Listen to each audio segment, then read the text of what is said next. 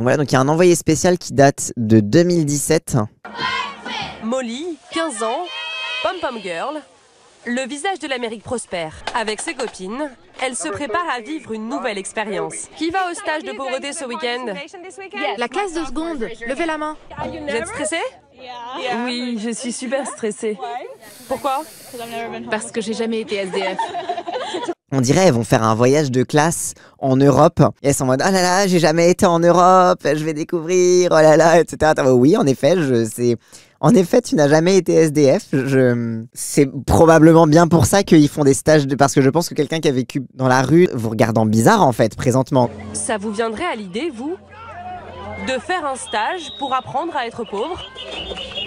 Bah non, non, spontanément pas trop. D'ailleurs je me demande qui a décidé de ce truc de merde. Après, je pense qu'on va le voir après, mais il y a aussi un rapport très très bourgeois à tout ça, c'est le rapport à l'humilité. On va vivre dans la vie d'un pauvre pour se rappeler de la chance qu'on a, du privilège qu'on a, et de se rappeler qu'en fait, tout peut s'arrêter d'un coup et qu'il faut apprécier ce que Dieu nous a donné, mais avec humilité. Et ça, c'est vraiment, vraiment une façon de penser de bourge, particulièrement chrétien, même si je pense que d'autres religions doivent avoir un petit peu les mêmes modes de rapport à la culpabilité, mais bon, on va pas se mentir, quand on parle du rapport ultra intériorisé à la culpabilité, c'est généralement des chrétiens qu'on parle, quoi. Et après, on en ressortira en disant qu'on a vécu une expérience humaine et qu'on se sent tellement grandi de tout ce que les personnes vivent au quotidien et qu'il faut encore plus rendre grâce au Seigneur de nous avoir offert la chance d'avoir une vie confortable. Madame qui dit toujours le mot chance pour pas dire privilège. Ah bah ça, alors ça c'est un petit signal faible de l'éthique bourgeoise. C'est de remplacer le mot privilège par sa chance, ça c'est clair que ça loupe jamais quoi, généralement. Au cœur du Texas, se balader dans cette école privée, c'est comme être propulsé au beau milieu d'une série télé pour adolescents. Le lycée parfait. Regardez, tout y est. Le couloir clinquant, les casiers bien alignés. Bah oui, tu crois ça vient d'où les séries américaines? Enfin, alors, en fait, par définition, quand ils font des séries sur la vie au lycée, ils représentent les lycées états-uniens. Genre, ils s'inspirent quand même de quelque chose de... Non mais, d'accord. Non, c'est pas grave. Il date de quand le cul? Il date de 2017. Leurs parents sont médecins, avocats ou banquiers. Ils vont intégrer les meilleures universités du pays. Le stage de pauvreté est devenu obligatoire. C'est notre dernier repas? Ils n'auront pas beaucoup à manger entre ce soir et dimanche. Le stage de pauvreté... Genre stage de troisième, c'est pas mal. Et c'est bon, eux, ils font pas un stage de troisième, ils font un stage de pauvreté. C'est voilà. Toi aussi, t'as fait ton stage de pauvreté. Attendez, je vais vous expliquer. C'était pas vraiment un stage de pauvreté, mais je vais vous expliquer. Mais oui, bref, oui. Vous allez comprendre pourquoi moi c'était mieux. Je vous expliquerai au bon moment. Cassandre contre son camp, les députés insoumis ont déjà passé des nuits dehors avec les SDF. Oui, d'ailleurs c'est souvent un truc qui est fait à la demande des associations qui défendent notamment les migrants, les SDF, etc. pour amener des caméras. Parce que s'il n'y a pas de députés qui dorment dans les campements, en fait ils font des campements dans les beaux quartiers, etc. Sauf qu'il n'y a aucune caméra qui vient les voir, sauf s'il y a des députés dedans. Donc c'est la raison pour laquelle les députés viennent dormir dans les tentes avec les SDF. C'est précisément pour alerter parce que s'ils y vont pas avec leurs écharpes, il n'y a aucun média qui vient et qui en profite pour interviewer la personne à l'origine de l'affaire. Pour 65 €, devenez pauvre le temps d'un week-end. 65 € en plus, tu dois payer pour être... Non, cela dit non, ça correspond... Non, mais en fait, ça correspond assez bien à la réalité. Oui, tu dois payer pour être pauvre. Non, mais si, c'est ça, hein. Bah, tu payes pour être pauvre, globalement, c'est la vie des pauvres, d'être endetté. Ah ben, le capitalisme, hein, là, on est dans le bon RP, là pour le coup. Oh là là. C'est l'étrange idée du pasteur Jimmy Dorel et de sa femme Janet. On a manqué l'occasion de faire piller l'entrée du squat à des bourges. Oh, mais putain, mais oui, mais bien sûr, mais c'est ça qu'il faut que vous fassiez. Vous faites payer à des bourges le fait de vivre dans un squat pour se rendre compte de c'est quoi la vie en squat. Mais bien sûr, faut trop le faire. Bon, ça va vous saouler très très vite parce que vous allez devoir vivre avec des bourges. Mais bon. Un proverbe latin dit que la pauvreté, c'est comme la mort. La pauvreté, c'est comme la mort. Alors, il y a un rapport à la mort dans la pauvreté. Oui, c'est ça. Genre, en fait, c'est quoi le truc? Donc, c'est inévitable. Donc, tout le monde veut la fuir. Donc, tout le monde veut. Donc, c'est tabou. Donc, on en revient. Ouais, je sais pas. Genre, il y a beaucoup de comparaisons à faire avec la mort, mais. Non, mais c'est en latin. C'est un proverbe latin. Toi, t'as vécu la bourgeoisie au point que tes parents travaillaient pas pour subvenir à leurs besoins. Non, c'est quand même le level du dessous, quand même. Non, mes parents, ils travaillaient quand même. Faut pas déconner. Ils travaillaient dans des tafs qui rapportent de l'argent, mais non, ils étaient pas au point d'être entiers non plus. Je suis pas. Voilà. Il y a des règles. La première, ne conservez que 4 objets. Ça fait 1. Vous gardez la casquette? Je suis vieille, moi. Je dois prendre soin de mon beau visage. Vous pensez qu'un pauvre ferait ça? Je sais pas. Peut-être. Est-ce qu'ils font attention à leur peau? Je crois qu'ils ont d'autres priorités au quotidien. Je crois non, c'est pas le truc auquel ils réfléchissent le plus. Est-ce que les SDF, c'est quoi ta skincare routine quand t'es à la rue? Moi, je sais pas. Hein. Faudrait que je leur demande leur skincare routine. Hein. Tu fais attention à ta peau. Ils ont pas l'air de faire très attention à leur peau. Ils se rendent pas compte quand même que la peau, c'est très très très important. C'est quand même le plus grand organe de tout ton corps. C'est quoi ce stage de con? Ah bah c'est... oui, on dit... Exactement, de fou. On dirait une comédie avec Christian Clavier, mais de fou. On nous demande de nous habiller en pauvres. Mais ça veut dire quoi? Ah ouais, putain, ça va jusqu'à s'habiller en pauvre. En fait, s'habiller en pauvre, c'est juste s'habiller dans les fringues que t'étais quand tu t'es fait virer de chez toi. Genre, tu peux te faire virer de chez toi en chemise. Parce que, je sais pas, t'avais un taf où tu devais avoir une chemise et du coup, bah, c'est le truc qui te restait. Et du coup, t'es un SDF et t'as une chemise. Et en fait, le truc, c'est que tu la portes, tu peux pas la changer. En fait, ça devient crade. Genre, ce qui fait d'être habillé en pauvre, c'est que tu peux pas laver tes vêtements la plupart du temps. Je sais pas. Genre, j'ai vu des SDF en costard. Mais oui, genre, c'est des costards qui viennent tout élimer. Enfin, genre, ça n'a pas de sens. Désolé, même si c'est censé avoir, je sais pas quel but éducatif ou quoi, je trouve ça d'un niveau de Shennen, inégalé. Ouais, en tout cas, oui, c'est clair que oui, c'est effrayant. Tu vas prendre ces chaussures? Ouais, Tu penses que les pauvres portent ça? Peut-être. Je pense que oui. Tout le monde court dans tous les sens. Imagine si je choisis mal mon vêtement. Je vais être moche. Non, mais en fait, c'est parce que, non, mais c'est censé être pédagogique. Du coup, en fait, ils vont apprendre au fur et à mesure de cette expérience que la question de la beauté n'est plus du coup trop une préoccupation quotidienne, voire même devient un rapport à la honte, et que tu n'as pas le luxe, justement, d'être beau ou moche, et que tu es dans la survie, du coup, et qu'en fait, c'est au travers de cette expérience, ils vont apprendre la nature superficielle de... je sais pas. Vous saviez, vous, que les pauvres avaient un look particulier? On ne serait pas entré au royaume des clichés, là? Oui, merci la voix off. Est-ce que j'ai l'air assez pauvre? Oui, tu as l'air pauvre. Mais c'est juste un t-shirt. Frère, maintenant la mode c'est de s'habiller en friperie. C'est un t-shirt lambda. Et en plus, désolé, mais on parle des États-Unis quand même. On parle des gens qui vont faire leurs courses en pyjama, qui portent des sweatpants toute la journée, voire même des yoga pants là, des trucs qui sont en collant toute la journée, qui s'habillent n'importe comment, qui portent que du sportswear, etc. alors qu'ils font pas de sport. Genre désolé, pour moi s'habiller en pauvre, c'est s'habiller en États-Unis en fait. Par contre, je comprends pas si c'est un stage de pauvre ou un stage de SDF parce qu'il y a une sacrée nuance entre les deux. Moi, je suis d'accord. Moi, c'est le truc que j'ai toujours pas compris. J'ai toujours pas compris s'ils sont censés être SDF ou pauvres. Mais vu qu'il y en a une qui est en mode je garde mon sac de couchage, ils ont l'air de dormir dehors. Je sais pas à quoi ils vont dormir dehors. Et du coup, ouais, c'est pas clair du tout. J'ai pas capté. Nous voilà prêts pour 48 heures sans se changer, sans se doucher et sans lit douillet. On va dormir dans la rue. Ah ok, donc ils vont juste faire du camping. Ok, d'accord, donc ils vont juste camper dans le jardin de l'association humanitaire dans laquelle ils sont. C'est la fête de... Oui, ça s'appelle un festival en fait. T'as une casquette, du dentifrice et un slip, c'est un festival. Plutôt sur cette pelouse protégée par des grillages, être pauvre, ok, mais il y a des limites. Pourquoi on se met derrière les grillages? Parce qu'on n'est pas dans le meilleur quartier de la ville.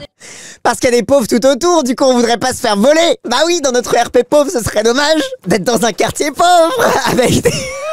Ça craint un petit peu quand même, hein, par ici, donc on sait pas trop, on ne voudrait pas vivre des problèmes, tu sais, vivre dans la rue c'est dangereux quand même.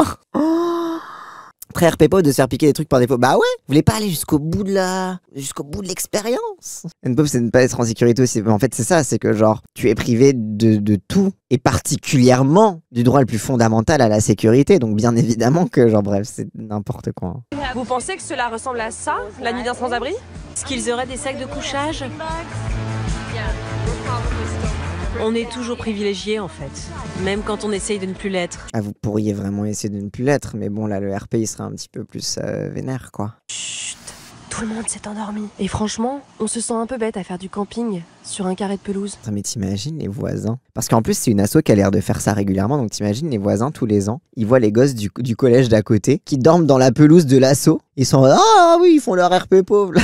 T'imagines les SDF qui passent dans le coin et qui voient des petits bourges qui sont en train de vivre une vie de pauvre et de SDF? L'indécence du truc est tellement... c'est violent. Comment ce pays en est-il arrivé à une telle extrémité? Organiser des stages pour apprendre ce qu'est la pauvreté. Alors donc c'est là, bon voilà, du coup je vais parler, du coup, là c'est le moment où je vais vous parler de mon expérience. Parce que moi j'ai déjà fait de la simulation RP pauvre. Mais vous allez voir qu'il y a une différence et que je maintiens quand même que mon expérience était quand même plus intéressante, même si c'était aussi cringe. Oh, t'as fait CISV toi aussi à Yaland? Incroyable! Donc moi j'ai fait partie du CISV, qui est une organisation internationale d'éducation à la paix. En gros c'est un truc qui a été créé en gros après la Seconde Guerre mondiale, pour apprendre aux enfants à vivre ensemble et à vivre en paix entre eux, etc.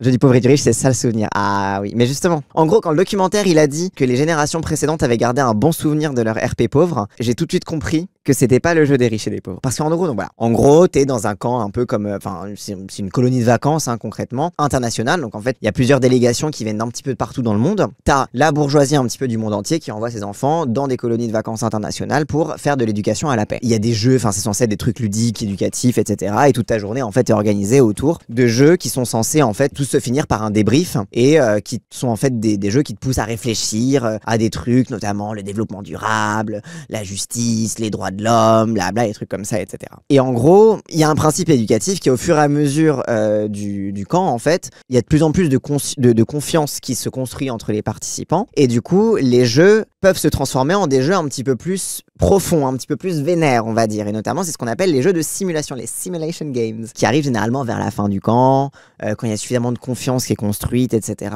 Et que tu peux faire des expériences ludiques qui sont un petit peu plus... Voilà, et donc on peut appeler donc des simulations. Et parmi ces simulations, il y a un jeu qui a d'ailleurs été, depuis... Et il me semble que depuis, le jeu a été interdit. Quand certaines nationalités sont présentes dans un camp, on n'a pas le droit de faire ce jeu maintenant. Ça a été interdit, notamment apparemment, c'est les Brésiliens qui ont gueulé. Rappelle que là, on ne parle que de la bourgeoisie, hein, bien évidemment. Donc les Latino-Américains, ça les a beaucoup choqués, ce jeu-là. Donc en fait, c'était le jeu des riches et des pauvres. En gros, qu'est-ce qu'on faisait? Je vais vous raconter la partie, comment dire, le principe, et je vais vous expliquer la façon dont on l'a fait en Équateur quand moi je l'ai organisé. En gros, le jeu des riches et des pauvres, c'est tu sépares l'entièreté des participants du camp de vacances en faisant une grosse majorité de gens qui sont pauvres et une petite minorité de gens qui sont riches. Ça veut dire que quand tu vas te réveiller, tu vas découvrir quand tu te réveilles si t'es dans les pauvres ou si t'es dans les riches. Et du coup, bah, on est arrivé dans le réfectoire et bah, il y avait que 4 tables qui étaient là pour le petit-déj et les autres, on devait s'asseoir par terre. On avait 3 tranches de pain. Alors oui, alors en termes d'hygiène et sécurité des enfants, c'est n'importe quoi. Ceux qui étaient dans les riches, ils pouvaient s'asseoir à table, ils avaient leur truc, etc. Et en fait, c'est un truc où tu places l'entièreté du truc dans une situation finalement d'inégalité. Parce qu'en fait, c'est pas une question de faire du RP pauvre, parce que c'est pas du RP pauvre en fait, mais c'est simplement que tu crées une situation d'inégalité matérielle entre les participants, etc. Et du coup, ça crée des trucs où les riches, ils ont le droit, par exemple, de donner à manger à des pauvres en échange que les pauvres, ils fassent quelque chose pour eux. Donc tu me fais un massage et je te donne, je sais pas, on était en Corée à ce moment-là, du coup, je te donne un bol de riz, par exemple, tu vois, des trucs comme ça. Et en gros, ouais, donc normalement, dans toute la journée, ce RP est censé continuer. Alors, en théorie, quand tu fais d'autres activités dans la journée, le jeu est censé se mettre en pause. Mais si tu le faisais correctement, tu devrais pas le mettre en pause pendant que tu fais d'autres activités parce que du coup, bah, l'inégalité, bon, bref. Tu peux être un FDP quand t'es riche. Mais en fait, justement, c'est ça. En gros, quand j'avais fait la première fois, j'avais 11 ans et ils ont mis fin au jeu à 11h du matin. Donc le jeu, il a duré, la simulation du jeu des riches et des pauvres a duré que quelques heures parce que tous les gosses de riches qui se retrouvaient en situation d'inégalité et qui étaient du coup dans le camp des pauvres étaient en train de péter un câble et de chialer et de dire qu'ils voulaient rentrer chez eux. Bah oui, bien sûr.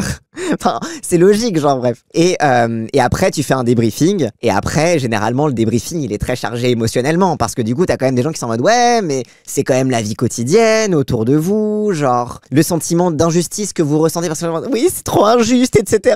Machin de truc. Et du coup, t'es en mode oui, mais le sentiment d'injustice que vous ressentez, comment est-ce que vous pouvez l'appliquer au monde dans lequel on vit? Tu vois, genre, normalement, le but éducatif de ce jeu, c'est ça en fait. C'est d'être en mode, c'est pas tant d'être dans le RP pauvre et de comprendre la vie des pauvres, mais c'est plutôt de comprendre le sentiment d'injustice et les inégalités matérielles. T'étais dans quelle partie? J'étais chez les pauvres. Et à mon camp suivant, qui était en Équateur, on était un petit peu plus âgés à ce stade-là, voilà, souvent même la réflexion politique sur l'appel est un peu plus développée, etc. Et notamment, on pouvait organiser nous-mêmes des activités, notamment des jeux de simulation. Du coup, on avait décidé avec mon groupe d'organisation d'activités d'organiser un jeu des riches et des pauvres. On était un peu plus âgés. Du coup, on avait un petit peu plus de conscience de certaines choses politiques. Du coup, on s'est dit, bah, on va mettre des pauvres qui sont SDF, genre des pauvres, une classe moyenne qui travaille, qui va nettoyer les espaces communs, qui va devoir servir les riches à table, etc. Et des riches qui, eux, bah, sont riches, ils ont rien à faire, etc. En plus, c'était en Équateur en pleine saison sèche, c'était vraiment genre pareil, hygiène et sécurité, c'est n'importe quoi. Et du coup, bah, on avait foutu les pauvres, on les avait foutus dehors, en fait, ils devaient squatter les espaces extérieurs, etc.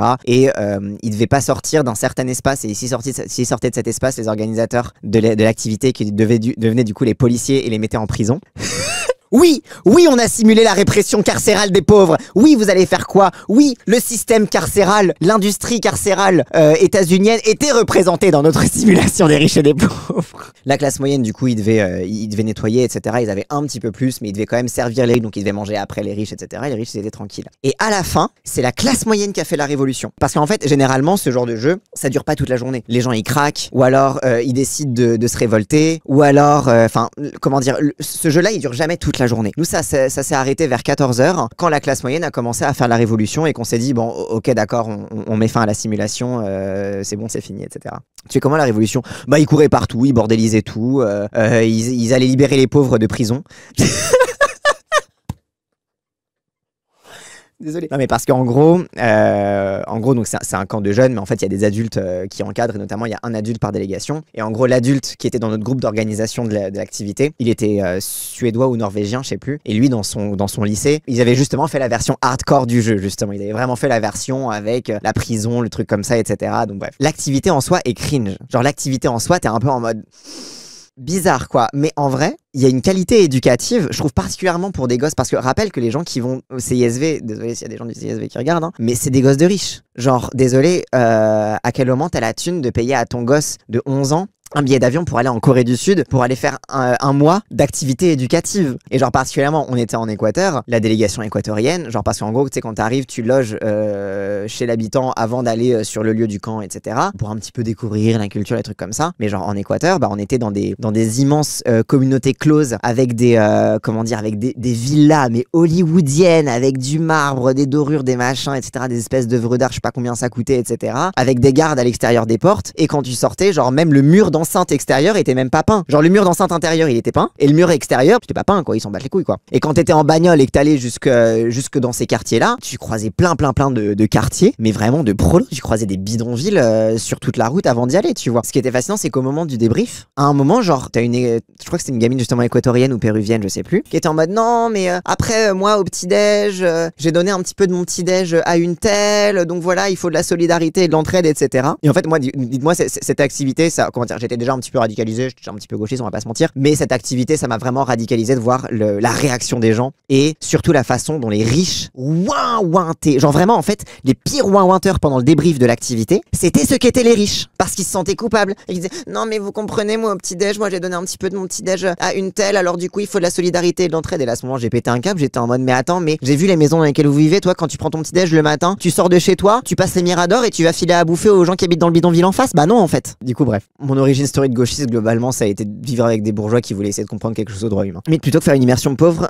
ça fait un entraînement à gérer la révolution des pauvres. Bah en fait oui, en fait, et après ce qui était aussi intéressant, c'est qu'en fait dans tout le déroulé de l'activité, bah nous on s'expliquait sur nos choix, sur les trucs comme ça, etc. Mais t'avais aussi un truc de comment les dynamiques aussi des riches se mettaient en place, tu vois, comment les riches abusaient de leur pouvoir. Genre t'avais des gens qui étaient dans la position des riches, qui du coup en profitaient pour traiter les pauvres comme leur larbin, en mode genre ramasse mon papier, mon truc comme ça, etc. Et on était en mode frère, allô, t'as eu un peu de privilège pendant une seconde et ça y est, t'es devenu un fils de pute. Il y a une vertu assez éducative sur comment la structure te transforme, sur comment la structure même de l'inégalité et de l'injustice crée aussi le privilège, etc. Enfin bref. Donc en vrai, je trouve que justement, dans cette simulation, qui était en fait une simulation de l'inégalité plus qu'une simulation de la pauvreté, parce que même si t'avais des pauvres, bah l'intérêt en fait c'était l'interaction entre les riches et les pauvres et la classe moyenne. Pas une classe de petits chefs qui s'est développée, bah c'était un mec de la classe moyenne, mais après bon, c'est pas, voilà, c'était pas aussi, on n'a pas non plus fait toute la stratification sociale marxiste, hein. On n'a pas fait les artisans, les trucs comme ça et tout. Mais je trouve que ça avait un peu une vertu éducative, parce que ça te mettait en face vraiment de l'horreur de la structure, quoi. Et en plus après ça se finit en révolution, en plus c'est rigolo, les gens ils courent partout, voilà, c'est marrant.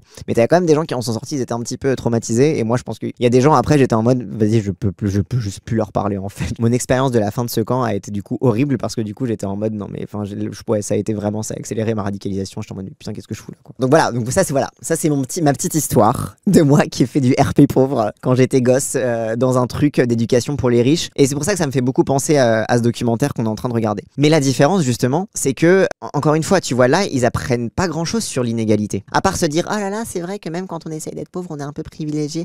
Ils apprennent pas sur ce que ça te fait. Parce que si les gosses, ils pètent des câbles dans cette activité, c'est parce que, ok, ne serait-ce que pendant 1 heure, ils auront ressenti le sentiment d'injustice dans leur chair. Même si après, ils vont sortir de ce truc-là et puis ils vont juste dire, oh là là, c'est une activité de merde, faut l'interdire ou je sais pas quoi. Moi, je suis contre les gens qui veulent interdire cette activité. Moi, j'avoue, j'étais en colère quand j'ai appris que les gens voulaient l'interdire, mais bref. Parce que tu ressens le truc dans ta chair et ça te fait péter un câble. Et genre, il y a un truc, après, bon, évidemment, tu sors de ton truc, tu retournes à ta vie de privilégié et t'oublies, tu vois, mais il y a une vertu un peu là-dedans parce qu'en fait, c'est pas la pauvreté qui est intéressante. C'est pourquoi il y a de la pauvreté. Donc, c'est l'inégalité. Donc, c'est pour ça que là, le RP pauvre qu'ils sont en train de faire, à mes yeux, n'a aucune valeur éducative. Parce que, bah, en fait, ça leur apprend juste que, être pauvre, c'est un peu dur. Mais ça leur fait absolument rien comprendre du reste des dynamiques sociales, quoi. Donc, mieux vaut une bonne activité dans laquelle tout le monde pète un câble et qui dure 3 heures qu'un truc où ils dorment pendant 2 jours dans des sacs de couchage en disant, c'est comme ça que vivent les pauvres. Mais quand même, on est dans un quartier qui craint un peu, quoi. Peut-être qu'ils sont trop pauvres pour aller en Corée du Sud.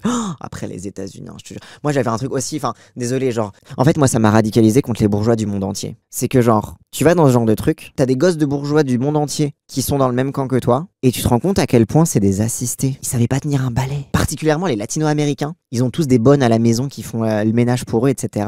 J'ai dû apprendre à quelqu'un à utiliser un balai. Les gamines pétaient des câbles quand on leur demandait de faire leur lit. En mode, c'est pas à moi de le faire. Et là, les États-Unis, c'est encore pire. C'était vraiment des assistés. Ils savaient rien faire de leurs 10 doigts, etc. Enfin bref. En vrai, il y a vraiment eu une vertu de radicalisation parce que t'es là-dedans, t'es en mode, mais attends, mais vous vous foutez de ma gueule, en fait. En fait, c'est là que tu te rends compte que, en fait, t'arrives en Amérique latine. Tu sais que tes euros ou tes dollars valent plus que leur devise et que toi, enfin moi c'est vraiment une réflexion que je me suis faite, c'est en fait genre je prends l'argent de mes parents, je le transpose aux États-Unis, mais on est les rois du pétrole en fait, genre on est vraiment à un degré de richesse encore plus riche que les gens qui m'accueillent là alors que c'est déjà des riches dans leur pays, tu vois. Genre il y a un truc genre tu te rends compte un petit peu des inégalités internationales, ça c'est vraiment des trucs auxquels on discutait quoi. Mais en même temps, t'as presque un truc de mais genre presque leur bourgeoisie a l'air plus indécente que la tienne, genre je sais pas comment expliquer, c'est après c'est vraiment un truc de bourgeoisie intellectuelle. En vrai de vrai, c'est vraiment une réflexion de bourgeoisie intellectuelle que je suis en train de me faire à ce moment-là quand je les vois qui savent pas faire leur lit, tu vois, parce que bon, il y a aussi un truc de oui, quand t'es de la turbo-bourgeoisie, que les gens font tout pour toi, etc., bah la bourgeoisie intellectuelle va un peu avoir une forme de distinction en mode non, mais nous on connaît la vraie valeur des choses, tu vois, genre alors que globalement, comme toi, t'es pas pro non plus, tu vois. Mais il y avait un peu ce truc-là de, en fait, même ceux qui sont techniquement en valeur absolue moins riches que nous ont encore plus de rapport à l'ostentation, mais en fait simplement parce que le degré d'inégalité est tel dans leur pays que bah c'est en fait que c'est pas la valeur absolue de la richesse qui compte, c'est par rapport aux pauvres de leur pays à quel point ils sont riches en fait. Et en fait c'est aussi ça qui te fait comprendre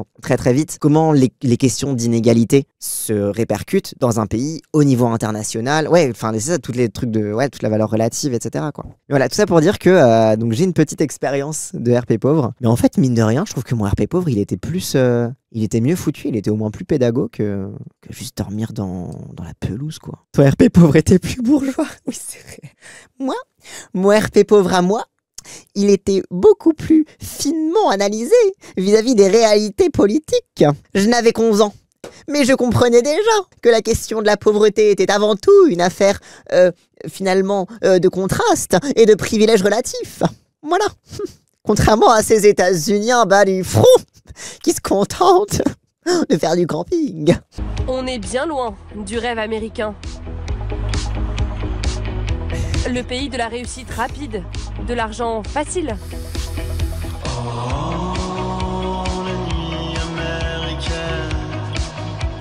Cela vire au cauchemar.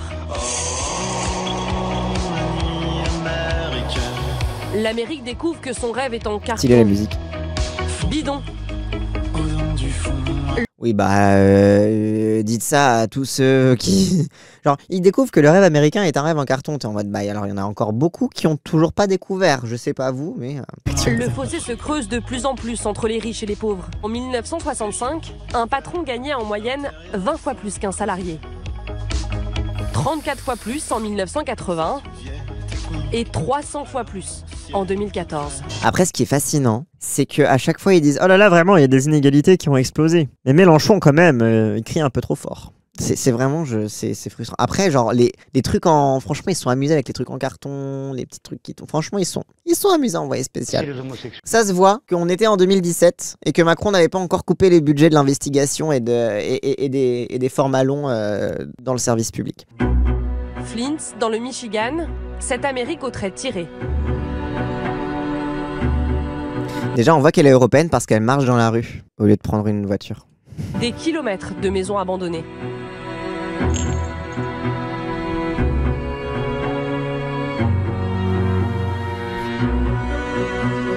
La crise des subprimes s'est passée par là. Flint, donc dans le Michigan, donc c'est dans toute la Rust Belt, etc. Donc c'est vraiment un endroit qui a été ravagé par la désindustrialisation, ravagé par la crise économique, notamment toutes les maisons qui ont été achetées le lendemain, elles n'avaient plus aucune valeur, etc. Tu pourrais pas la revendre pour éponger tes dettes, enfin bref, c'était l'enfer. Et en plus de ça, ouais, ville de Michael Moore, et en plus de ça, crise de l'eau, immense contamination des eaux de la ville. D'ailleurs, c'est toujours le cas, hein. Il n'y a toujours pas d'eau potable à Flint, c'est une dinguerie. Donc vraiment, c'est une ville sinistrée de chez sinistrée, Flint, pour le coup. Bonjour.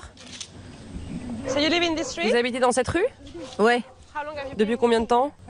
Ma famille habite ici depuis 1924. Le quartier a changé? Est-ce que le quartier a changé, madame, qui vivait au milieu de maisons en ruine? Vous trouvez que le quartier a changé depuis 1924, madame? Oh oui, beaucoup. C'était très beau ici avant. Toutes ces maisons-là étaient pleines de propriétaires. Des questions débiles. Après, quand t'es un bon journaliste, tu sais poser des questions assez débiles parce que ça pousse les gens à parler aussi. Genre quand la question est bête, les gens ils expliquent, tu vois, ils sont en mode alors bon, pour t'expliquer en gros, oui, avant il y avait des gens qui vivaient là, oui, tu vois. Donc en vrai, ça c'est une qualité. Même si c'est frustrant à écouter pour les téléspectateurs, je suis d'accord. Vous vous sentez abandonné? Oui. On se sent abandonné parce que personne ne fait rien pour nous. De l'autre côté, là-bas, on rénove tout, c'est tout beau. Mais ici, il n'y a que de la souffrance et des larmes. Les démocrates foutent rien, bah ouais, il y a pas de... Enfin, globalement, c'est vraiment des endroits qui ont été laissés à la pourriture, quoi, globalement. Si les bourgeois font des stages de pauvres pour toi, oui, c'est ça. Si les gens font quelque chose, ils font du RP pauvre pour apprendre ce que c'est de vivre comme vous. Les trois dans le même bail, c'est terrifiant, oui, de fou. Bah, globalement, tout le Michigan est totalement sinistré, mais pas que, enfin, ouais, tout autour. Bah, la Rust Belt, quoi, genre les trucs désindustrialisés de fou, quoi. C'est justement de l'autre côté de la ville, au beau milieu des quartiers privilégiés, que nous allons vivre notre deuxième stage de pauvreté. Une formation express proposée par une ONG. 60 minutes censées changer notre regard sur les plus démunis. Ils sont professeurs, travaillent à l'hôpital ou dans les services publics. Leur entreprise a payé 15 $ pour les plonger dans la pauvreté. L'entreprise a payé de l'argent à une ONG pour simuler la pauvreté de ses employés. Genre, l'entreprise, le patron, a payé de l'argent pour faire semblant que ses employés soient pauvres. Ça vous prépare pour dans 6 mois? Bah oui, c'est ça, genre c'est quoi? Ils sont en train de préparer le plan social ou ça se passe comment? Mais non, il a dit professeur, médecin, etc. Professeur, travail à l'hôpital, service public. Ah, travail à l'hôpital, elle a pas dit médecin, la voix. Enfin, c'est la classe moyenne qui se paupérise de plus en plus. Enfin, après, je sais pas exactement partout les profs, comment c'est, etc. Mais genre, c'est... Prof aux USA, travail à l'hôpital, infirmière. Bah ouais, c'est des prolos un peu confort pour les US. Ouais, je crois que c'est ça, hein. C'est un peu ça. Hein. Ouais, classe moyenne basse. Prolétariat diplômé. Ouais, c'est ça, prolétariat diplômé. Pendant l'heure prochaine, vous allez participer à une formation pour comprendre ce que les pauvres vivent. Vous allez vivre comme une famille aux faibles ressources. Vivre dans la pauvreté pendant 1 mois. Mais pour vous, une semaine ne durera que 15 minutes. Un jeu de rôle. Nous sommes répartis par famille. Bonjour. La mienne s'appelle les Chen et je suis plutôt bien tombée. Parmi nous, un atout de taille. Je suis banquière. Ah, ok d'accord. Donc en fait c'est un patchwork de gens qui font des métiers différents et t'as un panachage de classe moyenne haute et de classe moyenne basse. Oui mais c'est ça qui me fume, c'est qu'il y a que des meufs quoi. C'est une dinguerie mais parce que ouais, c'est je sais pas, ça a l'air d'être beaucoup des secteurs féminins. Après l'enseignement, le soin etc. c'est beaucoup des secteurs féminins quoi. C'est la première fois que je vois une banquière qui a envie d'être pauvre. Mais absolument, j'ai très envie d'essayer ça. Après la banquière elle a vraiment une tronche de... Genre encore une fois je veux pas faire du faciès mais il y a d'autres meufs dans la salle, elles ont pas la tronche de la banquière hein. Elles ont pas son petit brushing, elles ont pas ses fringues, elles ont pas... bref, c'est... Ouais. Dans ma famille, il y a aussi 3 professeurs et une assistante sociale. Elles travaillent auprès de familles en difficulté et disent vouloir comprendre leur quotidien. Vous avez utilisé votre carte bleue comme un moyen de survie, votre père cherche un boulot, votre carte bleue vient d'atteindre sa limite. Ah donc en plus c'est même pas un RP pauvre, en fait ils ont des jeux, ils ont des trucs en mode des mises en situation En mode, pauvre, tu n'as plus rien dans ta carte bleue et tu dois aider ton père. Comment tu fais? RP découvert. Imagine, tu as découvert. Ah ben justement, t'es banquière, tu peux nous expliquer comment on fait? Ils n'ont qu'à se serrer la ceinture et gérer mieux leurs dépenses, hein, après tout. Autour de nous, une petite ville reconstituée. Son supermarché, son école, sa banque et même son prêteur sur gage. Ça me fait beaucoup penser, je vous parlais tout à l'heure du CISV et des activités un peu ludiques qu'on faisait. Ça ressemble beaucoup au type d'activités qu'on faisait aussi en vrai à l'époque. T'avais souvent ce truc où on reproduit une espèce de vie de ville ou de pays, etc. Et en fait, t'interagis avec différents services et t'as différents malus en fonction de tes trucs, etc. Notamment, je me rappelle, il y avait un truc, c'était fallait construire une ville. Donc en gros, t'étais maire d'une ville, tu devais construire, etc. Et t'avais pas les mêmes ressources, ni le même accès aux ressources. Enfin, t'avais pas la même thune, les mêmes ressources, etc. Et du coup, tu te retrouvais en fait, quand t'étais dans une ville pauvre, le seul truc que tu pouvais acheter, c'était de l'amiante. Et du coup, après, on te disait attention, l'amiante, ça pollue. Et voilà, mais c'est quand même moins cher et en fait c'est comme ça qu'il y a de l'amiante partout dans les trucs des pauvres et qu'en fait c'est très très important de garantir l'accès à des matériaux de qualité. Enfin voilà. Oui, ça c'est un peu SimCity mais version ludique quoi, mais version pour apprendre quelque chose de la politique quoi. Notre famille a un budget serré. Papa s'est fait virer, ne reste que le SMIC de maman pour payer les factures, les prêts, les assurances. La mission semble impossible, même à une spécialiste. En tant que banquière, quand je regarde ces comptes, je constate qu'on a beaucoup plus de dépenses que de recettes. Ah ben bravo la banquière! On a plus de dépenses que de recettes. Oui, c'est la merde, oui, c'est le principe des pauvres qui sont surendettés, oui. Waouh! Alors, j'ai fait le petit tableau comptable et ça va pas du tout. Mais c'est le principe en fait. Oui. Tout le monde rentre rapidement dans son personnage. Combien de tickets de transport souhaitez-vous? Très bien, donc je vous dois $3,14. Comment vous sentez-vous? Stressé. Dans ma tête, je me dis que je vais perdre mon boulot si on fait pas plus vite. Ce qui est très réel. Là, elle fait la queue pour avoir accès au transport et elle se dit putain si j'ai pas vite accès au transport je vais pas avoir de job. Non mais c'est très en fait parce que le problème c'est que ce genre d'activité et pour avoir participé à l'organisation de ce genre d'activité et d'y avoir participé en tant que participant, en vrai c'est souvent des activités qui sont plutôt bien foutues, qui reproduisent assez bien un peu toutes les étapes, etc. Enfin, après, il y a le côté RP qui est un peu ridicule, mais en vrai, souvent, le genre d'activité, c'est plutôt bien foutu, quoi. C'est pensé pour que si tu y passes trop de temps et que du coup, tu t'es trop en retard sur des trucs, des factures à payer, etc., bah du coup, tu te fous dans la merde pour autre chose, etc. Enfin, voilà. C'est un peu une espèce de losing game, quoi. En fait, c'est un jeu dont le principe, c'est que tu peux pas gagner. C'est un type spécifique, en fait, de jeu pédagogique, de jeu éducatif, où en fait, c'est le fait de perdre et le fait que tu ne peux pas gagner qui t'apprend quelque chose, en fait, sur le système et qui te pousse à interroger le système du jeu et donc le système que le jeu reproduit, c'est-à-dire la société quoi. Un peu cringe ridicule mais quand même grave pédagogique au final. Ouais, en vrai ouais. Un cambrioleur nous a tout volé. J'en ai parlé à la police mais on n'a même pas de preuves. On va devoir aller au refuge de sans-abri. Vous vous amusez? Oh oui, absolument. C'est vraiment bouleversant. Je ne peux pas imaginer être dans cette situation. Je ne peux pas imaginer être dans une telle... Bah là, c'est le principe du jeu, c'est te mettre la tête dedans et de l'imaginer. Pour que quand tu verras au hasard un client, vu que t'es banquière, tu pourras t'imaginer. C'est un truc très très bébête, c'est très libéral, d'avoir de l'empathie, de comprendre la situation dans laquelle t'es, pour comprendre le système, pour comprendre que voilà, faut changer. C'est ultra libéral, en vrai de vrai, comme conclusion que tu tires de ce genre de truc. C'est il faut mieux comprendre les gens autour de soi. Genre généralement c'est vraiment le niveau de base avec lequel t'en ressors. En fait c'est aussi ça le problème, c'est que comme c'est un jeu, tu peux mettre à distance le truc. Et en fait c'est là où le RP redevient cringe. C'est que comme c'est un RP et que t'as conscience que c'est un RP parce que t'es dans une salle d'une ONG, de machin truc, t'as des petites fiches, etc. Et que oh là là, voilà. Bah comme c'est un jeu, tu peux encore mettre à distance le truc et tu peux faire le truc, dire oh là là c'était très instructif et n'en tirer absolument aucune conclusion et aucune conséquence en fait sur la façon dont tu vois la société quoi. C'est ce qui arrive tous les jours à tant de familles. Ça me submerge. Vous ne le saviez pas? Non, pas à ce point-là. Je savais que c'était compliqué pour certaines familles, mais je ne comprenais pas le stress dans lequel ça pouvait les mettre. La meuf, elle est banquière, elle doit avoir... Après, je sais pas quel type de clientèle elle a. Parfois, t'es banquière, ou t'es banquier, t'es banquière, t'as une clientèle plutôt bourge, tu vois. Mais genre... Enfin quoi, elle a aucun client qui est dans la merde et qui lui explique... Genre, est-ce qu'elle laisse au moins ses clients lui expliquer, lui raconter leur vie? Après, j'imagine les clients, si elle a des clients pauvres, ils ont trop honte. Parce que la vérité, quand t'es dans ta banquière, t'as beaucoup trop honte de lui expliquer les tenants et les aboutissants de pourquoi t'es dans la sauce. Et globalement, t'es en mode, putain, au secours, je sais pas quoi faire. Et genre, t'espères que que je sais pas, elle va pas te foutre des agios en plus ou des trucs à payer en plus, quoi. Donc c'est vraiment utile, en fait, elle serait encore pire à son taf. Bah, encore une fois, on peut pas vraiment savoir à quel point elle en tire des conclusions dans sa vie quotidienne, mais l'espoir de ce truc-là, c'est que dans leur taf, ils en tirent des conclusions et que ils soient plus arrangeants, qu'ils comprennent mieux et qu'ils aient pas un rapport, on va dire, punitif vis-à-vis des populations auxquelles ils ont la charge. Bah, typiquement les profs, banquiers, assistants sociaux, etc. Bah, c'est un truc où à la limite au moins soit pas punitif, quoi. Il y aurait de vrais pauvres parmi nous. Ils sont derrière les comptoirs. Payés $10 de l'heure pour distraire des riches qui s'amusent à parodier leur vie. Et du coup, l'ONG, elle embauche des prolos pour jouer les services de la ville. Du coup, ils sont en mode, ah, voilà, maintenant, c'est mon tour de te faire payer. Hein, voilà, maintenant, tu sais ce que c'est. Oh la revanche de classe.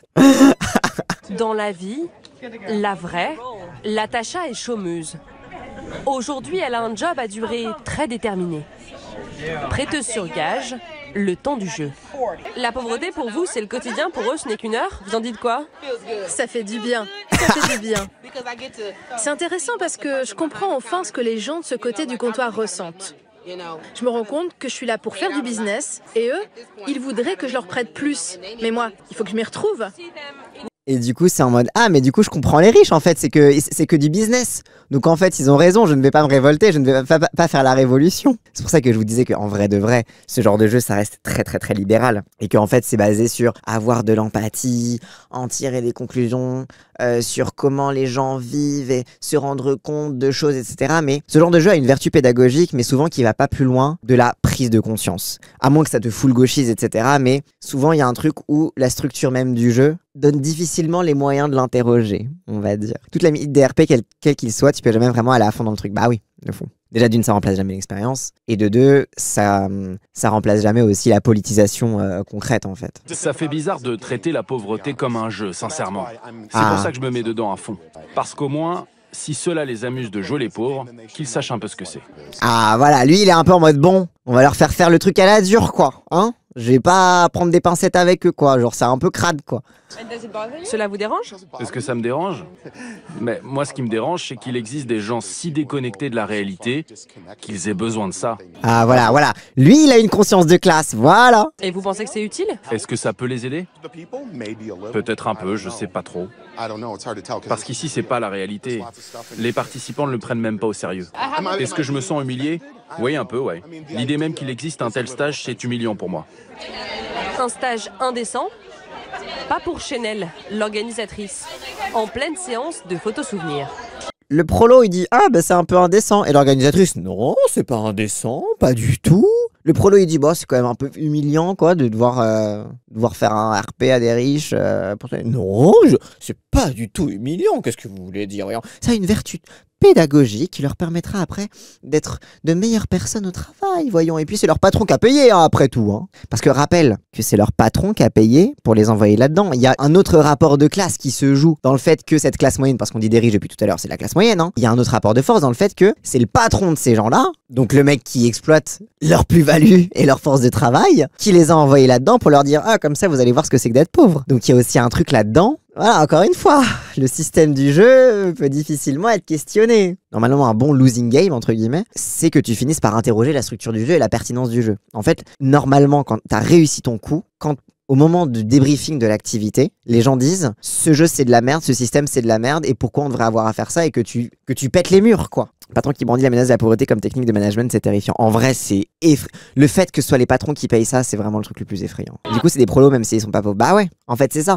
C'est des prolos, mais ils se vivent pas comme pauvres parce que c'est pas les assistés, chômeurs, machin truc, etc.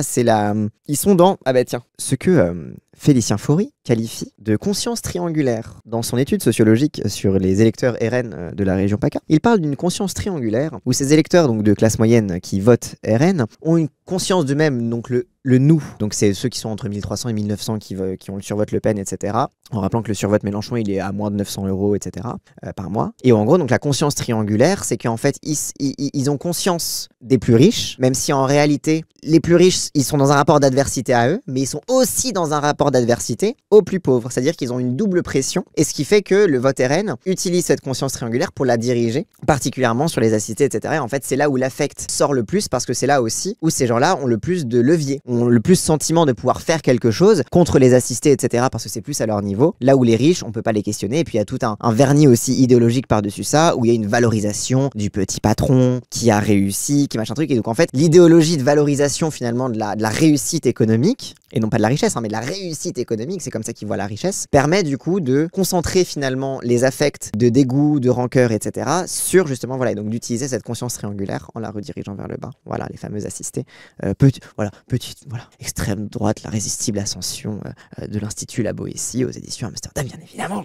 Il sorti une étude sur le fait qu'on est quand même populaire, il y a une concentration des affects, des rancœurs autour des pauvres qui bossent pas à la campagne contre ceux qui bossent, qui sont vus comme ayant de l'honneur, des fiers, etc. Ouais, mais ce que rajoute Félicien Faury notamment, c'est qu'en fait, quand ils disent du mal des riches, c'est pas tant parce qu'ils sont riches, mais parce qu'ils sont trop ostentatoires. Genre c'est le riche qui a son yacht et qui montre sa richesse, qui machin truc, qui est trop clinquant. Les fameux scandales des ultra riches, machin truc, ça mobilise des affects chez ces classes moyennes qui votent Le Pen, mais pas parce qu'ils sont riches, mais à cause des excès de leur richesse. Et en fait, c'est une distinction qui est aussi intéressante à saisir aussi. Réel, il y a des riches très discrets. Ah non, mais les riches, la discrétion des riches, c'est une stratégie de survie de peur de la révolution, bien évidemment. Il y a un rapport au fait de ne pas trop montrer et de cacher un petit peu sa richesse, qui a un rapport en effet au fait de ne pas vouloir susciter, de ne pas trop révéler, etc., de ne pas vouloir rendre les gens envieux. Alors souvent, c'est rationalisé par une peur du cambriolage, par une peur de se faire voler. Mais derrière cette peur de se faire voler, il y a la conscience que ton statut n'est pas naturel et que les gens l'envient et qu'en fait, faudra redistribuer un petit peu tout ça, quoi. C'est pour ça que Mélenchon dit ils ont un nom, ils ont une adresse. Ouais, de fond, exactement. Avant de partir, on avait juste une toute dernière question à lui poser. À propos des financeurs de son association. Ah. Vous allez voir, c'est un peu l'ironie du sort. Parmi vos financeurs, il y a une banque qui a vendu des milliards d'euros de prêts toxiques pendant la crise. Il y a une des banques responsables de la crise des subprimes qui a rendu tous ces gens pauvres. C'est quand même bizarre qu'ils vous financent pour faire des stages pour apprendre la pauvreté à des classes moyennes payées par leurs patrons. C'est assez ironique, madame. Les banques sont devenues humanistes? C'est ce que vous pensez? Non, c'est une question que je vous pose. Les banques investissent depuis toujours de l'argent dans la communauté. Les prêts immobiliers, par exemple, sont des investissements. Quoi? Pardon? Les prêts immobiliers sont une façon pour les banques d'investir dans la communauté. Bah ouais. Mais j'y avais pas pensé à celle-là. Les prêts immobiliers sont des en fait, c'est des investissements pour les gens qui contractent ce prêt. Genre les banques, en fait, elles récupèrent l'argent avec des intérêts. En fait, genre les banques, elles gagnent de la thune sur les prêts. Et ils ont investi quoi, les banques, quand ils ont littéralement détruit l'économie états-unienne pour spéculer sur les subprimes? Qui dit investissement dit retour sur investissement. Oui, tu me diras, la société, oui, c'est pas faux. Allez, c'est fini. Au revoir. Thank you. Ah ouais, elle a pas apprécié ça. Hein. Oh, le petit thing. Déjà, la question de la journaliste. Alors là, franchement, la journaliste française qui manie l'ironie, comme toute bonne française le fait. La meuf, c'est une question. C'est quoi la question que vous posez? Et la fin, là? Allez, c'est fini. Voilà, allez, c'est fini. Have a good day. Thank you. Avec le petit sourire crispé, le truc de well, thank you. I'm done. Have a good day. Quel est l'intérêt pour une banque d'organiser cet événement? Je n'apprécie pas ta question.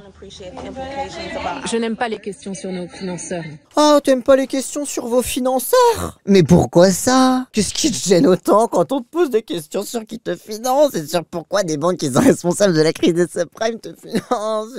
Qu'est-ce qui peut être bien gênant là-dedans, toi qui organise des stages pour apprendre la pauvreté à la classe moyenne? C'est marrant. Parce qu'en vrai de vrai, tous ces gens qui font le truc, les profs, les assistantes sociales, etc., c'est des gens qui se sont pris en plein fouet la crise des subprimes aussi. Certes, même s'ils n'ont pas perdu leur maison, même s'ils font pas partie des gens qui ont été sinistrés par la crise, ils l'ont subi aussi. La crise, elle s'est répercutée sur l'entièreté de l'économie. Donc, tu fais des stages pour des gens qui ont quand même, en tant que classe moyenne, subi la crise des subprimes à fond. Ça renforce l'ironie, tu vois. Genre, encore une fois, c'est pas des riches qui participent à ce stage. On est retourné voir Latasha. Dans sa vraie vie cette fois. Celle des fins de mois difficiles. Latasha élève seule ses 3 garçons. Ancienne prof, elle est au chômage depuis 3 ans et habite dans ce logement social. Donc ça, par rapport à ce qu'on a vu au stage, c'est une vraie maison de pauvres.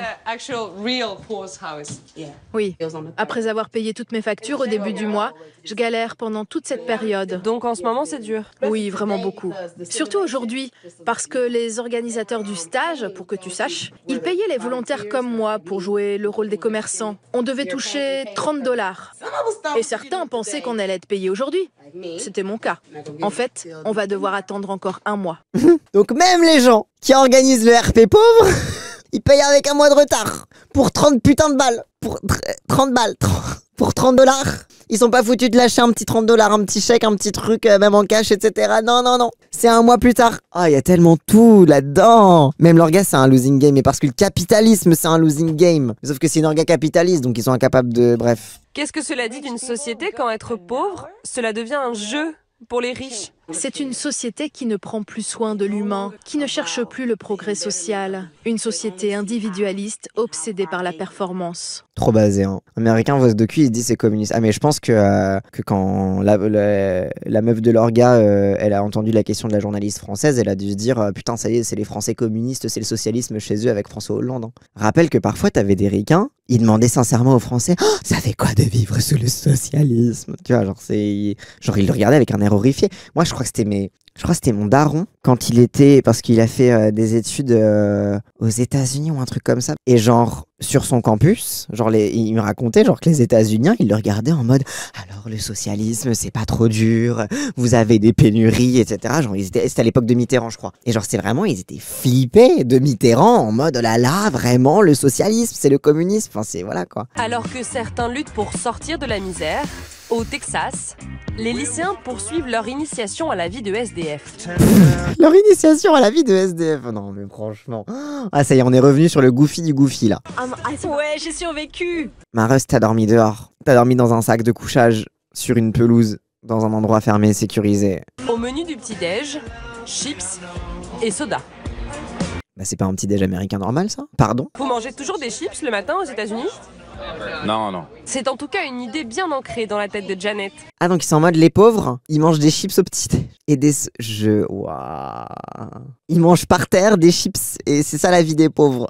Vous foutez de la gueule de qui? Surtout que là ils sont en mode RPSDF. Mais genre là les SDF, bah ils mangent s'ils ont de la thune en fait. Genre et si on les autorise à rentrer dans le magasin aussi. Genre c'est le... Ah waouh. Le stage là il crée du mépris de classe. Non en fait mais de fou Ziraven. Genre en vrai, le stage c'est pour te dire vraiment les pauvres c'est trop craignos, devenez jamais pauvres quoi. Un cliché qu'elle s'empresse de transmettre. Dans les quartiers pauvres, les parents célibataires n'ont pas accès à de la nourriture saine. Le samedi matin, en général, dans leur frigo, ils n'ont plus rien à manger. Ils ont seulement un paquet de chips ou du soda parce que les parents dorment et n'ont pas eu le temps d'aller faire les courses. Je vais péter un câble. En fait, c'est des gosses de riches qui font un stage. Pauvre apprend le mépris de classe. C'est vraiment genre, c'est parce qu'ils dorment, ils n'ont pas eu le temps de faire les courses. Déjà le truc de ils dorment, du coup ils ont pas eu le temps de faire les courses et que c'est pour ça qu'ils ont rien à manger le matin. Je suis en mode genre au pire, non, en fait les courses ça se planifie, genre particulièrement quand t'es proche de tes sous, tu planifies tes courses pour que ça te tienne toute la semaine, tu sais exactement combien il te faut, etc. Et genre surtout, ils mangent de la junk food et c'est très très mauvais pour la santé, c'est pour ça qu'ils sont gros. Et du coup bah ils mangent des chips. Les pauvres, pour l'instant on en a beaucoup parlé, mais on n'en a pas croisé un seul. Ah bah tu m'étonnes. Nous partons en quête de nos semblables. Molly, la pom-pom girl, est née dans cette ville. Elle habite à quelques rues d'ici. Mais elle n'avait jamais mis les pieds dans ce quartier. Attends. Du coup là ils marchent pieds nus dans un quartier pauvre pour aller à la rencontre des vrais pauvres. Là ils font genre le safari en mode allons voir les pauvres qui sont à 3 rues de chez nous et qu'on ne croise jamais vu que on est riches. Notre visite guidée de la pauvreté commence dans ces HLM. Attendez, rassurez-moi. C'est des gens qui font partie du programme, qui savent qu'il y a des gosses de riches insupportables qui vont venir les voir. Ils ont pas toqué chez quelqu'un au hasard, là. Rassurez-moi. Bonjour, je m'appelle Brian. Est-ce que vous avez des enfants qui veulent venir jouer avec nous dehors? T'imagines, t'es une daronne prolo, il y a des jeunes, pieds nus, que tu connais pas, qui toquent chez toi, qui disent « Est-ce que vous avez des enfants avec qui nous pouvons sortir jouer ? Ma bonne dame, auriez-vous des marmots qui voudraient jouer avec nous ?» Genre, au lotissement, on faisait ça. Oui, mais genre, quand c'est des gosses que tu connais, tu vas toquer, tu dis « Ah là là, est-ce que un tel, il est là est-ce qu'il peut venir jouer ?» etc. Genre, tu vas voir des gens que tu connais, tu vas pas toquer à des portes de gens que tu connais pas, non? L'accueil n'est pas des plus chaleureux. C'est difficile pour eux. Ils sont pas habitués à ce que l'on fasse quelque chose pour eux. Ils ne sont pas habitués à ce qu'on fasse quelque chose pour eux. Là, vous avez fait la charité, là. Là, vous avez toqué chez eux, vous les avez dérangés pour dire « Vous auriez pas des enfants avec qui on peut jouer ?» Et là, et vous êtes en mode, oh là là, ils sont vraiment ingrats. Hein. Alors qu'on a vraiment été charitable de proposer d'occuper leurs enfants, vu qu'ils doivent marcher pieds nus en haillons et jouer avec une orange qu'ils ont obtenue à Noël et qui doit être toute pourrie depuis. Ils sont pas très sympas, ils n'ont pas vraiment d'amis. Ça peut expliquer leur réaction. En fait, c'est ça, c'est que comme c'est un truc qui leur fait poser un regard extérieur sur la pauvreté, bah en fait, tout devient la faute des pauvres. S'ils sont pas très avenants avec moi, c'est pas parce que au hasard ils ne te connaissent pas, soit que genre ils ont autre chose à foutre, soit que genre bah ils font pas confiance, soit que je sais, il y a 1000 raisons. Et t'es en mode ah ben il doit être dépressif. C'est pour ça. Mais les pauvres ils sont dépressifs, ça je l'ai lu quelque part. Les gens ne veulent pas ouvrir leurs portes. Qui vient en général leur rendre visite? Les flics? Les flics, les inspecteurs des impôts, des gens à qui ils doivent de l'argent, des gens avec qui ils ont des embrouilles. Ou alors juste ils vous connaissent pas et ils comprennent pas pourquoi vous voulez jouer avec leurs gosses qu'ils n'ont pas. D'habitude c'est les dealers qui viennent. Ou alors les gens des gangs à qui ils doivent de l'argent. Car les pauvres sont tous dans des gangs et ils vendent de la drogue. C'est pour ça que vous voyez qu'il y a des gens qui sont drogués et des seringues par terre. C'est parce qu'en fait ils se droguent. Ou alors ils n'ont pas payé leurs impôts parce que ce sont des pauvres. Le pauvre serait donc un être dépressif, sans amis. Des gens qui viennent de la classe moyenne, qui viennent voir des pauvres. Vous n'avez pas l'impression que ça fait un peu zoo? En plus, elle dit ça au milieu des grillages. C'est franchement le. Franchement, ce docu, il est vraiment quali. Hein. Franchement, le choix de la question au moment où il y a des grillages tout autour, bravo. Je sais pas c'est qui cette journaliste, mais chapeau. Oui, un peu. Mais je ne sais pas qui sont les animaux du zoo et qui sont les observateurs. Ah oui, mais en fait, oui, certes. C'est un petit peu comme si on était au zoo. Mais est-ce que ce ne sont pas eux qui nous observent également? Qui est l'animal, qui est l'observateur? Le regard est versatile. Et quelque part, on se donne à voir autant qu'il nous donne à voir. C'est ça, quelque part, l'échange culturel. Ouais. Nos enfants sont très excités à l'idée de jouer avec eux, autant qu'eux de nous voir. Ah, ils ont pas l'air très excités de vous voir, non. Bah non, pas trop. Et vos enfants ont pas l'air très excités à l'idée de jouer avec eux non plus, en fait. Genre, globalement, ça a l'air plus d'être une corvée de... Non, arrête, on les a vus, en fait, tout à l'heure, qui toquaient aux portes. Entre nos deux classes sociales, il y a beaucoup d'appréhension. Ils ont du mal à nous faire confiance et nous avons peur de les blesser. Ah oui, c'est probablement que vous avez peur de les blesser, ouais. En fait, c'est à quel moment que vous avez peur de les blesser? Au moment où vous dites qu'en fait, ils sont tous dépressifs? Au moment où vous dites qu'ils mangent des chips au petit-déj? Ou alors, plutôt, au moment où vous pensez qu'ils marchent tous pieds nus dans la rue? Je sais pas. Hey, vous en avez trouvé un? Pauvres, 2 enfants blancs sont venus kidnapper une gamine renois. Et c'est quoi, ils vont jouer à la poupée avec Est-ce qu'on peut jouer avec votre enfant? Genre, c'est quoi? C'est vraiment... Vous avez capturé un Pokémon sauvage! Bravo! Salut, petit cœur. Comment vas-tu aujourd'hui? Je suis trop contente de te voir. Que veux-tu faire? Du coloriage? Allez, vas-y. Ça, c'est de la revanche de classe, ça, voilà. Il a identifié l'ennemi, il l'a tapé dessus, voilà. Tout ça vous met un peu mal à l'aise? Franchement, moi aussi. On cherche quoi maintenant? Des SDF et des vieux. Ah, ça vous suffisait pas les gamins pauvres? Bon, ben maintenant c'est bon, on a rempli notre bingo. On a pris des enfants pauvres. Du coup, maintenant, le prochain oiseau à observer sur notre liste ornithologique, c'est des SDF et des vieux. Génial. On en a trouvé un. Contact établi avec Robert, SDF officiel de la visite. Il est certifié SDF, putain. Une fois par mois, il est interrogé par des riches comme une bête curieuse. Un boulot bénévole. Le mec, tous les mois, il y a des gosses de riches qui lui cassent les couilles pour lui poser 3000 questions sur sa vie en mode « Ouais, alors qu'est-ce que vous voulez savoir sur moi? Ok, d'accord. Genre, c'est pas déjà suffisamment humiliant d'être SDF? Il faut encore que tu te fasses humilier par les gosses de riches du quartier d'à côté. » Comment s'est passée ta journée? Pas mal, j'ai dévalisé une banque. Non, je rigole. Ça va, mais je me suis levé à 4h30 du matin parce que j'habite vraiment dans la rue. Quand tu étais jeune, la vie était déjà difficile? Ça a toujours été comme ça pour toi? Raconte-moi tes traumas d'enfance. Est-ce que ton père te battait quand tu étais enfant? Est-ce qu'il était alcoolique ou plutôt héroïnomane? Explique-nous tout ça. Mes parents sont tombés dans la pauvreté quand j'ai eu 8 ans. J'habitais chez mon père, il buvait. Voilà. J'ai subi tous les abus possibles et imaginables. Toutes sortes d'abus. Mais moi, je ne mendie pas, je ne prends pas de drogue. Tout ce que j'ai, je l'ai gagné. Vous aviez des idées reçues avant sur les sans-abri? Oui, ceux que je vois dans la rue, d'habitude, ils mendient. Ils prennent de la drogue.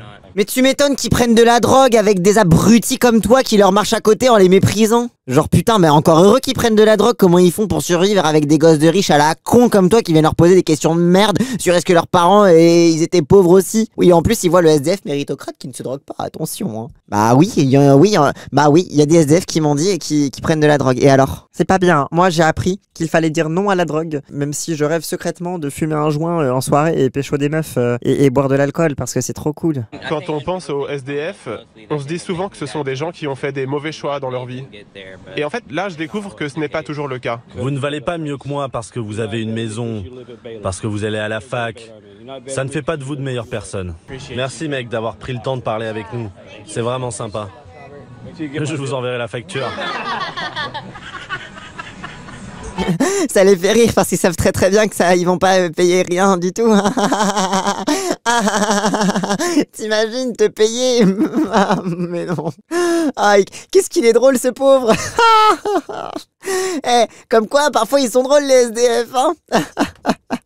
Le stage se termine par un banquet géopolitique. Un banquet géopolitique. Partition des richesses dans le monde, illustré par ce dîner. Ah, ils vont apprendre que les Africains, ils sont pauvres et ils vivent dans des maisons en bouse de vache, que les Chinois, ils travaillent dans des usines et c'est très très dur, que les Européens, ils ont des grandes villes et même si ils ont pas des trucs aussi bien que nous, parce qu'on est quand même les meilleurs, et que vraiment il y a des pauvres dans le monde, et qu'il faut leur envoyer de l'aide humanitaire pour les aider à moins être pauvres, parce que c'est triste la pauvreté dans le monde. Chaque table représente un continent. La plus convoitée, celle des Américains. De vrais seigneurs. Ils ne sont que 2, mais ils ont de tout, en abondance. Ah, ils font le jeu des riches et des À pauvres. leurs pieds, l'Afrique a faim. 10 bouches se partagent ce maigre poulet. Les Africains, ils mangent sur des feuilles de banane du poulet avec leurs mains. Parce que quand même, c'est sale. On nous a appris que c'était sale de manger avec les doigts. Et les Africains, c'est sale comment ils mangent. En Inde, quelques grains de riz et des lentilles. Attends, quelques grains de riz et des lentilles en Inde, mais ils ont... Mais faites-leur un curry, je sais pas, genre... Allô, genre... Quitte à être dans les plats atypiques, genre... En Inde, ils mangent du riz, parce que ils font pousser du riz, et du coup, ils mangent que du riz. Mais rien d'autre, et des lentilles, et rien de plus. Après, oui, ils ont des lentilles, ils ont... Voilà. Mais non, les Indiens mangent que du riz et des lentilles. Tu aurais préféré être là-bas avec eux, à leur table? Oui, carrément. Si j'étais en Inde et que je voyais toutes les richesses qu'ont les États-Unis, j'aurais sûrement envie d'y être. Ah oui, parce que le banquet géopolitique, c'est avant tout pour apprendre aux jeunes qu'en fait le monde entier envie les Américains. Tout le monde aimerait avoir accès aux richesses et à l'aisance financière des Américains. Tout le monde envie les Américains et tout le monde veut vivre comme les Américains. C'est pour ça que c'est la moindre des choses pour les Américains de leur amener leur civilisation, leur démocratie et surtout, particulièrement, leur lumière. Comment apprendre sous couvert de rencontre avec la pauvreté et de découverte de ce que c'est que la vie des pauvres? Comment apprendre à des jeunes États-Uniens riches l'impérialisme? Ils nous envient, j'imagine, partout dans le monde, sale fils de... Vous êtes les chanceux. Je crois bien que oui. Vous vous sentez comment? Heureux. Mais je me sens un peu mal parce que les autres n'ont pas eu autant de nourriture. Ah, et du coup, on apprend quand même la culpabilité. On apprend à la fois que le monde entier nous envie, mais que nous devons nous sentir coupables et leur envoyer de l'aide au développement. Et que c'est pour ça que c'est bien qu'on leur envoie la démocratie partout dans le monde. Parce qu'en fait, ils nous envient, mais en même temps, est-ce qu'on n'a pas un peu trop? Est-ce qu'on ne devrait pas partager tout ce qu'on a avec eux? Je pense que je vais partir en voyage humanitaire quand j'aurai 18 ans, pour comprendre ce que c'est la vie des pauvres en Afrique. Ce magnifique pays. Donnez ce steak en trop aux chiens. L'objectif, faire culpabiliser ces jeunes qui ont l'habitude de gaspiller. Jimmy, le pasteur qui organise les stages, n'est pas du genre à s'effrayer des caricatures. Ce n'est pas un peu cynique comme situation que des riches ou des gens de la classe moyenne jouent à être pauvres le temps d'un week-end? C'est une honte. Mais ce stage est si populaire parce que ces gens se réveillent un matin et comprennent à quel point ils sont égoïstes. Et en fait, c'est ça, voilà, on revient à ce qu'on disait depuis au début, hein, tu vois, mais voilà. C'est exactement ce que je disais au début, c'est la bonne charité chrétienne qui doit commencer par un bon sentiment de culpabilité pour se dire mais comment est-ce que je peux apporter ma destinée manifeste au monde et être un meilleur chrétien et mieux servir Dieu, être plus humble dans ma vie quotidienne. Pas redistribuer la richesse ou quoi, mais genre... Mais si vous étiez pauvre, vous ne seriez pas un peu offensé? Non, c'est une très bonne question. J'ai demandé aux SDF que je côtoie dans mon association, est-ce que cela vous gêne si on organise un stage de simulation de pauvreté? Ils m'ont répondu, non, continue. Alors, comment t'expliquer ça? Ton ami SDF que tu vois dans ton association, la raison pour laquelle il vient dans ton association, c'est parce qu'il en a besoin. Donc, il est dans un rapport d'infériorité vis-à-vis de toi. Donc, il ne va probablement pas dire quelque chose qui va te contrarier. Oui, en plus, autorité religieuse par-dessus ça, vu qu'il est pasteur, etc. Genre, c'est... Mon SDF de mon association m'a dit qu'il fallait que je continue de faire ces stages pour apprendre la vie de la pauvreté. Donc, ce n'est pas du tout offensant. Il a écouté la parole des concernés, après, hein. 48 heures à la découverte de cette pauvreté qu'ils ignorent ont-elles suffi à bousculer leur certitude? 48 heures seulement. C'est une très bonne expérience. Mais évidemment qu'ils vont dire que c'est une bonne expérience. Enfin, en fait, évidemment, les gamins, tu font ça en mode « Ah oui, c'est vrai, dans mon cerveau d'Américain, qui n'avait jamais réfléchi à autre chose que les trucs de merde qu'on m'enseigne à l'école, bah c'est vrai que c'est la première fois que je me suis posé la question qu'en fait, il y avait des pauvres. » Bah évidemment que ça leur fait... Ils sont en mode mind blown, les petits jeunes, ils sont en mode « Waouh, les pauvres ne sont pas tous toxicomanes. Et leurs enfants, ils aiment jouer à des trucs. Waouh. Genre évidemment que ça leur explose la cervelle, mais parce qu'ils sont débiles en fait. Genre évidemment qu'ils vont pas se dire je trouve que d'un point de vue marxiste, ce que vous nous montrez n'est finalement qu'une simulation libérale et intégrationniste d'un rapport à la pauvreté qui ne s'est pas départi de son regard capitaliste sur la distinction entre les riches et les pauvres, et qu'il faudrait en réalité une révolution prolétarienne mondiale pour mettre fin finalement à l'inégalité et à la prédation de l'homme sur l'homme. Mais bon, ce n'est que mon avis en tant que jeune pom-pom girl de ce collège états-unien. Mais en même temps, c'est triste qu'on soit obligé de faire un stage comme ça pour comprendre des choses. Pourquoi triste? Parce que ça nous montre que nous avions des œillères jusqu'à maintenant. On aurait dû apprendre tout ça en grandissant. On devrait déjà en être conscient. Pour le comprendre, on a été obligé de se mettre à leur place. La société nous répète sans cesse que si on est pauvre, c'est qu'on est une mauvaise personne. On nous dit n'allez pas dans ces quartiers, ne parlez pas à ces gens-là. Oui, mais sauf que c'est vos parents. Genre, ah là là, donc mes parents qui m'ont foutu dans l'école dans laquelle il y a un stage de pauvreté m'ont toujours dit de pas parler au SDF. Et du coup, grâce à l'école, le stage de pauvreté dans l'école dans laquelle m'ont mis mes parents, j'ai appris qu'en fait, quand on nous dit qu'il faut pas parler au SDF, bah parfois faut quand même leur parler. Bah du coup, tes parents ils t'ont éduqué comment? Du coup, en fait, allô, il y a quand même la boucle se boucle un petit peu. Non, je sais pas. La saucisse, la société. Léna nous a invités à une autre visite guidée. Elles sont là-bas. Celle de son ranch. 200 hectares de terrain, une 60aine de vaches. Ne dites surtout pas à Léna qu'elle est riche. Ça l'agace. Bah oui. Après toi, elle a un ranch. Elle a les 2 pieds dans la boue, comme tout le monde. Elle travaille la terre. Elle n'est pas riche. Elle est travailleuse. Quand on pense à tout ce qu'on a vécu ce week-end, rien que mes meubles, regarde, j'ai une table immense et 2 télés. Vous n'en aviez pas conscience avant? Quand même, elle se démène quand même pour avoir des goûts de chiottes en décoration d'intérieur. Moi, c'est ça qui me soulage un petit peu. De savoir que quand même, ça restait plus que les Américains, quoi. Et voici un vrai bon burger. Sur la viande, elle est trop cuite. Partout dans le monde, les inégalités n'ont jamais été aussi marquées.